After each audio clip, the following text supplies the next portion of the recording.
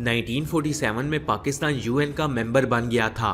1948 में state bank of Pakistan का इफ्तिताह किया गया। 1952 में पाकिस्तान के इलाके सुई के मकाम से सुई गैस दरियाफ्त हुई थी। 1954 में उर्दू को पाकिस्तान की कौमी जुबान का रुतबा दिया गया था। 1955 में पीआईए को लॉन्च किया गया था। 1958 में पाकिस्तान के अंदर पहला मार्शल लॉ लगाया गया था और जनरल अयूब खान पाकिस्तान के प्रेसिडेंट बने थे।